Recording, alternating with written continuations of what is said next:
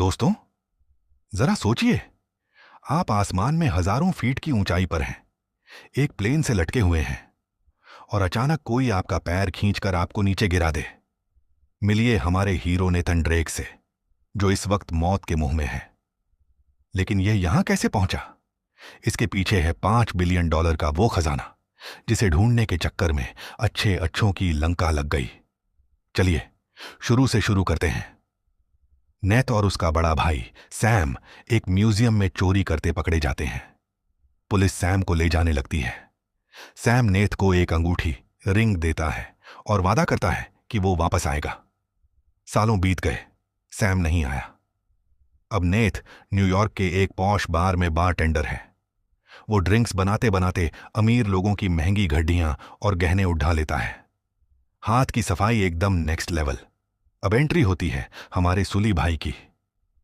सुली नेथ को चोरी करते हुए रंगे हाथों पकड़ लेता है और कहता है, बेटा, ये जो हाथ की सफाई दिखा रहे हो ना, इससे सिर्फ जेबें भरेंगी। मेरे पास एक ऐसा प्लान है जिससे तिजोरियां फट जाएंगी। सुली उसे $5 बिलियन के खजाने का लालच देता है और साथ में नेथ के खोए हुए भाई का नाम भी लेता है। अब भाई का नाम सुनकर तो सख्त से सख्त लौंडा भी पिघल जाता है और हमारा नेथ भी तुरंत मान गया। खजाने तक पहुंचने के लिए 2 सोने की चाबियां चाहिए। एक सुली के पास है, दूसरी एक ऑक्शन नीलामी में बिकने वाली है। अब भाई खजाने की चाबी चुराने के लिए ये दोनों पहुंच जाते हैं एक आलीशान ऑक्शन में। यहां सुली भाई स्टेज पर बड़ी बड़ी बोलियां लगाकर सबका ध्यान भटका रहे हैं और पीछे नेथ फुल धूम स्टाइल में बिजली के तार काट देता है। अंधेरा होते ही शुरू होता है असली तमाशा। गुंडे सुली को कूटने आते हैं, लेकिन सुली भी पुराना खिलाड़ी है। यहां नेथ चाबी लेकर 9-2-11 हो जाता है और विलेन बस हाथ मलते रह जाते हैं। इसे कहते हैं, लूट सको तो लूट लो, लाइट गई तो भाग लो। नेथ और सुली बार्सिलोना पहुंचते हैं। वहां उन्हें सुली की पुरानी पार्टनर क्लोई मिलती है, जिसके पास दूसरी चाबी है। लेकिन ट्विस्ट, क्लोई किसी पर भरोसा नहीं करती। दोनों चाबियों को मिलाकर वो एक प्राचीन चर्च के नीचे बने गुप्त रास्ते को खोलते हैं। नेथ और क्लोई नीचे तहखाने में जाते हैं, जहां उन्हें जानलेवा पहेलियां, ट्रैप्स मिलती हैं। एक जगह पूरा कमरा पानी से भरने लगता है और नेथ अपनी बुद्धि से उन्हें डूबने से बचाता है। उन्हें एक नक्शा मिलता है जो असली खजाने का रास्ता दिखाता है। नेथ बेचारा खुशी से झूम ही रहा था कि अचानक ट्विस्ट, क्लोई ने सीधे नेथ की खोपड़ी पर गन तान दी। भाई साहब, नेथ का तो दिल ही टूट गया। वो सोच रहा था कि लड़की साथ देगी, पर यहां तो लड़की नक्शा लेकर रफू चक्कर हो गई। सुली दूर से बैठकर हंस रहा था, क्योंकि वो पहले से जानता था कि इस धंधे में कोई किसी का सगा नहीं होता।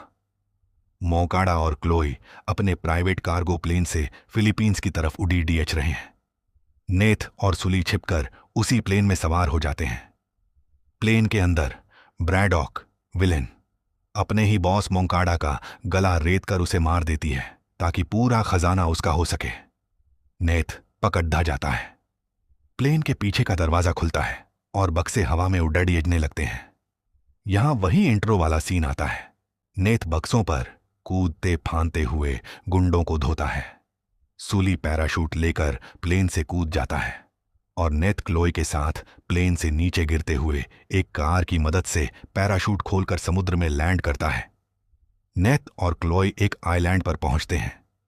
नेथ को समझ आता है कि नक्शा झूठा था।